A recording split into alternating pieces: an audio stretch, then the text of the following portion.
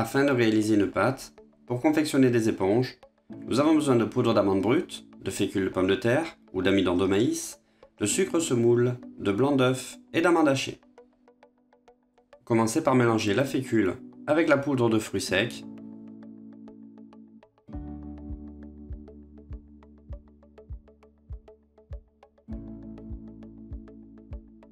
Veillez à mélanger convenablement et réservez. Parallèlement, nous aurons besoin de monter les blancs d'œufs qui seront meringués avec du sucre.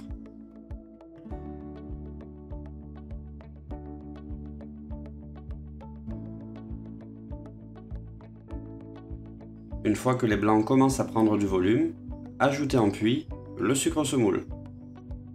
On va donc chercher à augmenter le volume, ceci étant possible grâce à la teneur en protéines des blancs d'œufs et à leur capacité sous l'action du fouet du robot à retenir et stabiliser des bulles d'air dans la masse pour obtenir après cuisson un réseau alvéolé.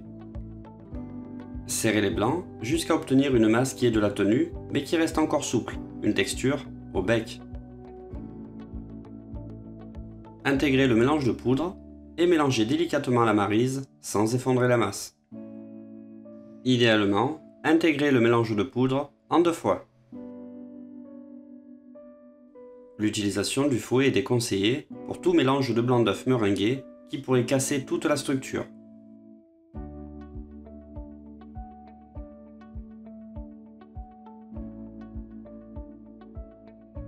Intégrez le restant des poudres.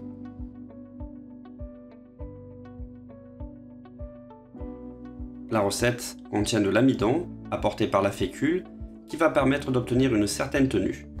L'amidon à la cuisson va se gélatiniser et former une texture particulière.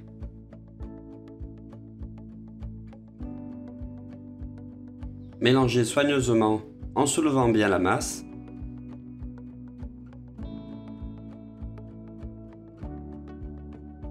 Une fois l'appareil homogène, réservez pour le dressage.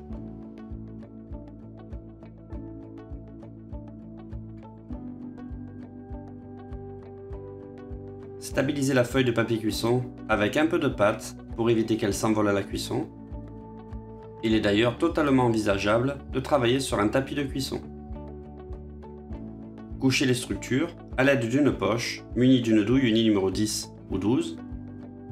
Veillez à dresser de façon espacée et en quinconce.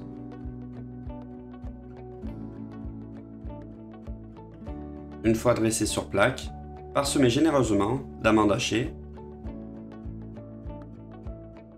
Ne pas hésiter à en mettre abondamment afin que les amandes soient bien réparties.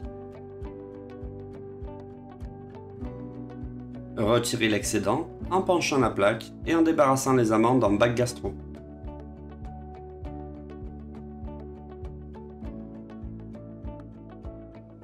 Enfournez 6 à 10 minutes environ à 175 degrés jusqu'à obtention d'une belle coloration, mais veillez à les sortir encore tendres à l'intérieur. Afin de réaliser une marmelade, disposez dans une russe la purée de fruits et le sirop de glucose qui va apporter une certaine texture. Chauffez le mélange à environ 50 degrés.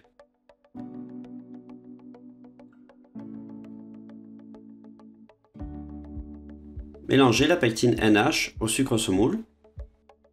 Il est toujours important de mélanger le sucre semoule à la pectine et de les verser en puits afin d'assurer une bonne répartition. La pectine NH est considérée comme un épaississant d'origine végétale qui va donner une certaine consistance, un peu plus épaisse, un peu comme un confit. Contrairement à la gélatine, elle ne formera pas de gel. Quand la température de 45-50 degrés est atteinte, versez en puits le sucre semoule mélangé à la pectine NH. Portez le tout à ébullition et maintenir au moins 30 secondes l'ébullition dans la masse totale. Les marmelades sont utilisées en pâtisserie pour renforcer le côté fruit. On peut les utiliser pour garnir des fonds de tarte, des biscuits, des viennoiseries, fourrer des fruits et pour apporter certains éléments de finition dans des desserts à l'assiette. Une fois arrivé à ébullition, laissez refroidir la masse. Avant utilisation, relissez la marmelade au fouet afin d'obtenir un mélange bien lisse. La pectine NH devra être pesée avec une balance de précision afin d'obtenir la texture la plus juste possible. Retournez une coque sur deux. Pochez une belle boule de marmelade framboise. À noter qu'on pourrait garnir également avec une marmelade de fruits rouges ou même une ganache. On retrouve ici le même principe que le macaron.